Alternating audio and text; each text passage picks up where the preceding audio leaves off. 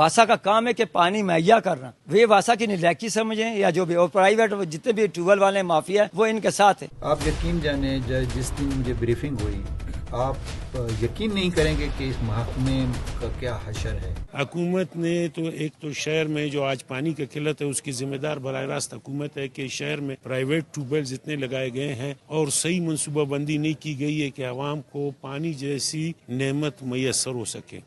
ہمارے پاس 482 tube well illegal چل رہے تھے، جن کو اب ہم نیٹ میں لا رہے ہیں۔ 95,000 کنیکشن تھے انلیگل۔ واسا کے بل بقایا جات یہاں پر کوئٹہ شہر میں بہت ہے، یہاں پر کوئی بل دینے کے لیے تیار نہیں ہے۔ ایسے لوگ بھی ہیں جنہوں نے 4 لاکھ روپے دینا ہے، ایسے لوگ بھی ہیں جنہوں نے 5-5 لاکھ روپے بل کی مد میں دینا ہے۔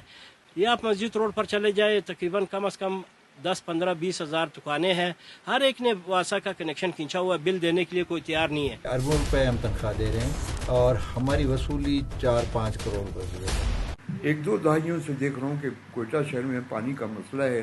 والمین بھی اگر کہیں پانی آ رہا ہے وہ اپنی مرضی سے وال کھولتے ہیں، وہ پیسہ لے کر وال کھولتے ہیں، محلے والوں سے پیسے لیتے ہیں الگ سے، اور پھر جو ہے توقع بھی کرتے ہیں۔ سسٹم چل رہا تھا کہ جی اب میرے کالونی میں والمین ہے، وہ صاحب 2-4 ہزار، 5 ہزار، 8 ہزار، 10 ہزار وہاں کے مکینوں کو دے گئے کہ جی وال آپ کھولیں بند کریں، میں تو کراچی میں ہوں۔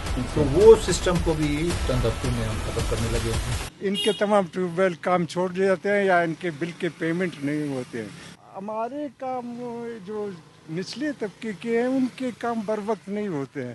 یہی بلیں تو وزیر اعلیٰ ہاؤس کی بھی ہیں، گورنر ہاؤس کی بھی ہیں، GOR کالونی کی بھی ہیں، وہ بر وقت ادا ہوتے ہیں چاہے کروڑوں کے حساب سے ہوں۔ سولرائزیشن کی طرف جا رہے ہیں، سولر سسٹم لگا رہے ہیں جو کہ ہمارے تمام کوئٹہ کے ٹیوب ویلز کو بجلی فراہم کرے گا۔ PHE کے منسٹر جناب عبدالرحمان کھتران صاحب سے اتنے واسا کے بند ٹیوب ویل ان کو بحال کیا جائے۔ ہماری حکومت کو تقریباً 2.5-3 مہینے ہو رہے ہیں۔ مجھے پبلک ہیلتھ انجینئرنگ ڈپارٹمنٹ کا محکمہ تفویض کیا گیا۔ پانی کی تو بہت زیادہ قلت ہے اور جو واسا والے ہیں وہ بالکل پانی دیتے نہیں ہیں، شہری در بدر کی ٹھوکریں کھا رہے ہیں سر، اور ٹینکر مافیا کا راج اپنی من مانی کر رہے ہیں اور من پیسے لیتے ہیں۔ مختلف حوالوں سے اس میں خاص کر کے جو بنیادی اس کا مسئلہ ہے واسا کا ہے کہ ٹینکر مافیا کس حد تک مضبوط ہے۔